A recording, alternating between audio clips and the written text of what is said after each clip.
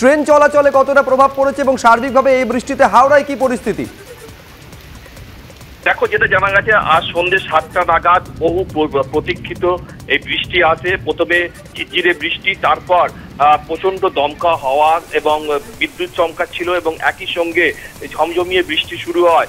এবং এই বৃষ্টি শুরু হওয়ার ফলে গোটা শহরে কিন্তু একটা নতুন শহরের তাপমাত্রা একলাফে অনেকটা কমে যায় এবং অফিস ফেরত যারা যাত্রী, যারা বাস থেকে নেমে যারা হাওড়া স্টেশন এবং হাওড়া বাস স্ট্যান্ডে নেমে তারা দৌড়ে তারা স্টেশনে ঢুকেছে এবং তাদের আমরা দেখেছি বেশিরভাগের কাছেই ছাতা ছিলেন না এবং তারা কিন্তু বৃষ্টিটাকে উপভোগ করেছে। এবং যেটা পূর্ব রেল সূত্রে খবর হাওড়া স্টেশনের, সেটা এই ঝড় বৃষ্টির কারণে বালি স্টেশনে ওভারহেডের তার গন্ডগোল হয় এবং এই কারণে 5টা লোকাল ট্রেন আপের সেটা কিন্তু দাঁড়িয়ে যায় এবং 7:40 নাগাদ এই ঘটনা ঘটে এবং 8:30-এর পর ট্রেন চলাচল ফের স্বাভাবিক হয়। এই মুহূর্তে কিন্তু হাওড়া স্টেশনের মেন লাইন এবং কড লাইন দুটো শাখাতে ট্রেন চলাচল স্বাভাবিক রয়েছে।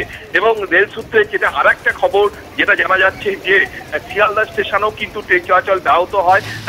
শিয়ালদা সাউথ যে সেকশন, সেখানে কিন্তু কলাপাতা রেল লাইনের ওভারহেডের তারে পড়ে যাওয়ার ফলে চম্পাহাটি নরেন্দ্রপুর স্টেশনে, সেখানে কিন্তু চম্পাহাটি সহ বেশ কিছু স্টেশনে লোকাল ট্রেন দাঁড়িয়ে যায় এবং এর ফলে কিন্তু এই ঘটনা ঘটে 8:10 নাগাদ এবং আপ এবং ডাউন দুটো লাইনে কিন্তু ট্রেন চলাচল ব্যাহত হচ্ছে।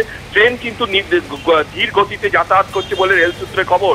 একইভাবে যেটা জানা যাচ্ছে এই বৃষ্টির ফলে হাওড়া শহর এবং গ্রামীণ এলাকাতেও যথেষ্ট প্রভাব ফেলেছে এবং হাওড়া যেসব পুরসভার যেসব নিচু এলাকা আছে সেখানে কিন্তু গোড়ালি সমান জল জমে গেছে এবং কিন্তু যেহেতু হাওড়া শহরে আগে থেকেই এই ড্রেনেজ সিস্টেম নিয়ে কাজ শুরু হয়ে গেছিল, ফলে বেশিক্ষণ কিন্তু জল দাঁড়ায়নি, সেগুলো জল নামতে শুরু করেছে।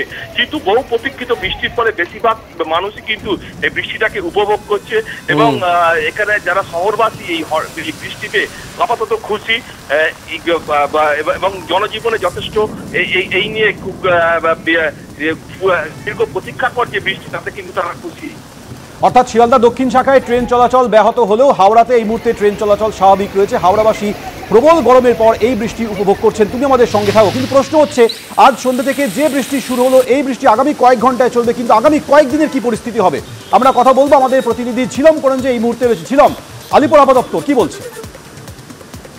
আলিপুর আবহাওয়া দপ্তর যেটা জানাচ্ছে যে আজ যেমন ছিল আগামীকালও এরকম 48 ঘন্টা ঝড় বৃষ্টির পূর্বাভাস রয়েছে দক্ষিণবঙ্গে।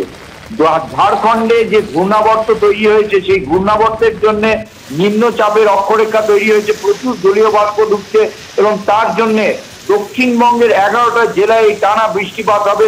এই বৃষ্টিপাতের সঙ্গে কালবৈশাখী সতর্কতা রয়েছে বীরভূম, মুর্শিদাবাদ, নদিয়া, পূর্ব বর্ধমান, উত্তর দক্ষিণ 24 পরগনা এবং কলকাতাতেও ভারী বৃষ্টির সতর্কতা রয়েছে।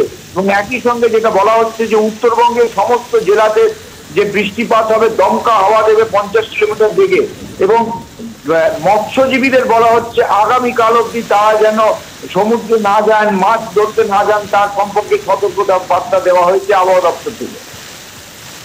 ধন্যবাদ ঝিলম।